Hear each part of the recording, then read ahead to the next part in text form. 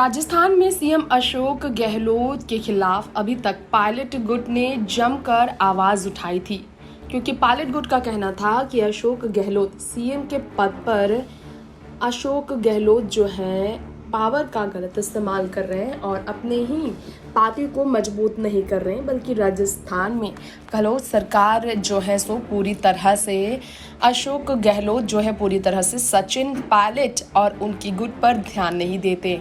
और सचिन पायलट ने अपने डिप्टी सीएम के पद से इस्तीफा इसीलिए दिया क्योंकि अशोक गहलोत उन्हें अपने हिसाब से चलाना चाहते थे और पावर उनके हाथ में होने के बावजूद वो लोगों के कल्याण के लिए काम नहीं कर पा रहे थे। तो ऐसे में राज्यसभा चुनाव को लेकर अब देखा जाए तो 1 महीने पहले से ही सरगर्मी बढ़ गई है। सीएम अशोक गहलोत की टेंशन और भी बढ़ गई है।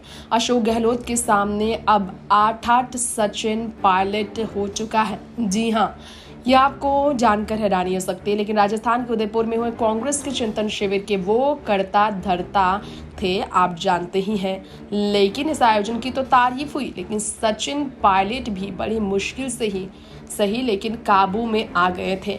क्या आपको मालूम है अशोक गहलोत की टेंशन खत्म क्यों नहीं हो रही?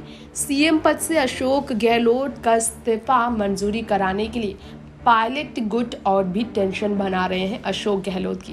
दरअसल राज्यसभा का चुनाव जो होने वाला है, नामांकन का काम चल रहा है। 4 राज्यसभा सीटों के खेल में सचिन पायलट ने हाल ही में कहा कि 2 से 3 सीटें हमें मिलेगी।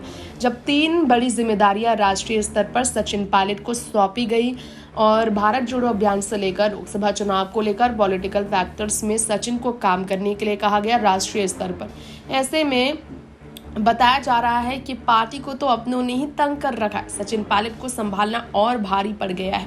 तो सचिन पायलट या फिर अशोक, दोनों में से किसी एक को ही अब राजस्थान में कमान मिलेगी। 8 सचिन पायलट हो गए हैं। इसका मतलब आपको ये बताना चाहेंगे कि किस तरह से सचिन पायलट को लेकर मुसीबतें और भी बड़ी हो गई है।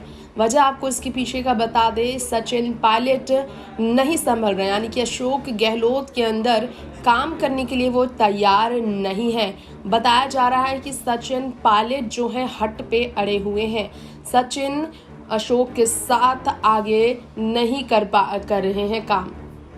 दरअसल आपको बता दें कि गणेश गोगड़ा के साथ जब चले गए रामलाल मीणा, जो अशोक गहलोत के काफ़ी करीबी माने जाते हैं, तो तूफान और भी ज़्यादा कांग्रेस में आया। दरअसल अशोक गहलोत के हिसाब से जो नहीं रखे जाते हैं पार्टी में, जिन्हें टिकट नहीं दिया जाता, वो जो है विद्रोह पर अशोक गहलोत के खिलाफ उठ जाते हैं।